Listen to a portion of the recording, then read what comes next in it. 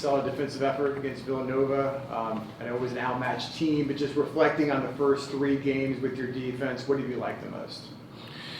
What I've liked the most is that we're continuing to get better in the areas that we lacked the previous game, and just the guys coming together and taking whatever challenge that we present to them as coaches and it showing up on the practice field, and those guys, putting forth that effort and that attention to detail to get better in those situations. That's been the biggest thing that I've been impressed with by the guys.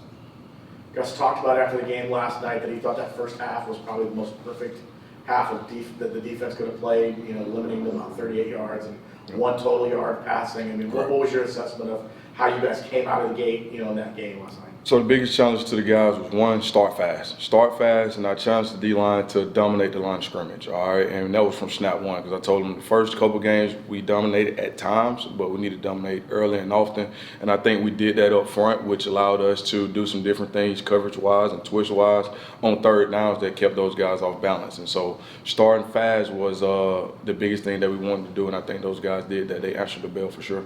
Speaking of the guys up front, the defensive tackles and their effort, can you tell us about what your thoughts on Lee Hunter, John Walker, and Matt Alexander in that effort? Because there was this one play where there was a screen play to the left side, and John came on and just tackled the defender out of nowhere. Can you speak on their effort? But the biggest thing we always talk about, everybody to the football, all hats to the football, so we require those guys to practice that way. And when they don't practice that way, there are different consequences for it. But those guys, they bust their tail in practice, and it shows up in the game. And those guys see themselves making those plays in space, so now it's like, hey, you don't put this on tape, so now let's consistently do it. And Lee is one that we pointed out the last couple of weeks with them making some wild tackles in space. So I think those guys are seeing themselves making plays, and they're going to continue to chase the ball down. What's the biggest improvement you've seen from your defense from game 1 to the last night? I want to say last night we missed a few tackles, but I think our tackling was more physical than it had been the first 2 games. So just continue to improve from that standpoint. And like I said before, in college football, a lot of guys don't tackle as much in practice. So you go from the bowl game up until the first game, you may tackle 4 or 5 times. So it's just a matter of getting back in that routine and getting used to doing it and bringing your feet with you. So I think that's probably where we improved the most at. Creating pressure with your defensive line, how would you evaluate that after the first 3?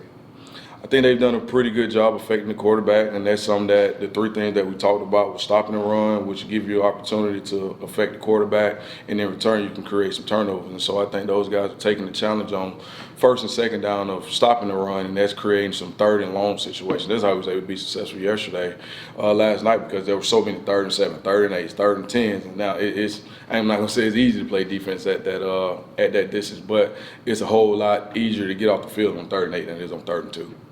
We've heard a lot of the players come up here and say, the standard is the standard. How important for defensive success is it to have that kind of buy-in and accountability from everyone to kind of recognize what the goals are for the team? It's very important, and at the end of the day, they set that standard. And all I do as their coach and the rest of the guys on staff is put that in front of them every single day. So when we go out on the practice field, this is what you said you want to uphold, not what we want you to uphold. But you put this in front. You told us this is what you want, so we're going to hold you accountable on a daily basis. And I think those guys are definitely coming together and accepting that challenge on a daily basis as well. What's your thoughts on the secondary improving their play and holding to Villanova to negative passing yards? Well, I think those guys are coming together as a group. It is still a lot of new guys back there, whether it's a guy that transferred in, whether it's a freshman, or a guy that have not played much in the past. But I think the communication is getting better, and we're getting all the guys on the same page from a support call standpoint and from a disguise standpoint. I think that group will continue to improve as the season goes. You've talked about the depth on that defensive line, and you had a couple guys banged up. I know Ricky was banged up a little bit, and you had other guys step in. How beneficial is it and have those guys be able to rotate in different guys and not have to worry about missing a beat when one of your starters goes down? It's extremely beneficial because in college football, it's a long season, and especially in the trenches, you're going to have guys that are banged up. So it's really good that we were able to get those guys reps early on, so once we do get in the Big 12 play, it's not a shock to them or their bodies. Corey Patterson, Jakari Henderson saw a lot of reps at corner, maybe most of the season. What did you think about their play yesterday? Oh, they both had pretty good games, and one thing Coach Gibbs always said, if a DB can disappear in the game, they probably had a pretty good game, and they both kind of disappeared. It's obviously some technique stuff and alignments that they both can be better at, but I think both of those guys are heading in the right direction for sure. How do you think Timmy did in the offense? Scored 48 points, then turned it over, so he did an awesome job, man. We're definitely proud of Timmy. I know 2 years ago, Timmy gave us fits on defense out there, so we knew what type of player he was from watching him on tape and watching him live. And so he had the opportunity to show it, being our quarterback here, so definitely proud of Timmy. He did a heck of a job.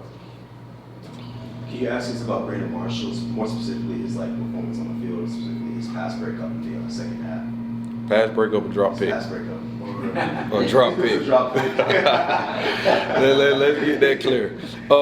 Braden is he's coming along. He's doing a really good job for us. And the thing with him, the more reps he can get, the better he will get. And with the Jordan Mads being out this past week, it allowed Braden to get more reps than what he normally would get in the game. And I think that was really good for him because again, you never know how the season's gonna go. So I'm glad he was able to get these reps early on in the season, and it won't be a shock to his body. Because even talking to him at Boise last week, he went out there like 6th play of the game and he wasn't ready.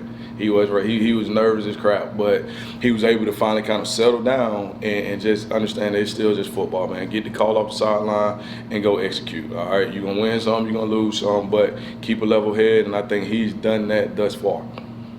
You know, the Big 12 kind of has a reputation for having these kind of shootout-style games and some high-powered offenses. As a defense, how do you prepare yourself for offenses that have that kind of firepower? Obviously, UCF is probably one of those teams that have that firepower too. But how do you prepare for kind of a season where there's a lot of offenses like that, and how do you just get ready for that defense? The biggest thing is just execution, to be honest with you. You know, it's really good players in this league. That's why the offenses are so high-powered. But at the same time, let's line up and make them beat us. Let's not give up anything cheap. And you see throughout college football, regardless of the conference, guys get chunk plays because there's a bust or there's a lapse in coverage or a lapse in you jumping out of gap when you're not supposed to be. And so just getting the guys to execute one play at a time is going to be the biggest thing. And if they're better on that play, they're better on that play, but make them earn it. Don't give them anything. And so just going into it with that mindset, and it starts on the practice field. As long as we prepare that way, we'll see where the chips fall on Saturdays. What's different in regards to Kansas State and their offense? How difficult is that to defend? They have a powerful running game, but they also can create situations and throw the football down the field. So I think going into it, this will be one of the more complete offenses that we'll see, that we've seen to this point. So it's going to be a huge challenge for us, and it's just going to go back to guys reading their keys. And I told them tonight, it's going to be all about they're going to test us and see if we know our rules. All right, with the different alignments, shifts, motions, and all that good stuff, and how they create some of their vertical combinations. And so they're going to test us and see if we know our rules, and we'll see where the chips fall on Saturday. Guys, do you guys benefit from playing on a tough road game at Boise State going into this Kansas State game where you know it's going to be a Rockets environment, they're coming off a loss and things like that? Big 12 opener. Does that Boise State road trip kind of benefit you guys a little bit? I definitely think it benefits us because there's so many new guys playing, and so we had 3 straight home games, and then going to that environment that we're finna go into, it could have been a shock to them. But being at Boise and seeing what it's like on the road, and us just kind of having that, hey, our backs against the wall, it's just us here. I think that definitely helps us moving forward and going to Kansas State. Cool. Thank you. Appreciate it. I appreciate it.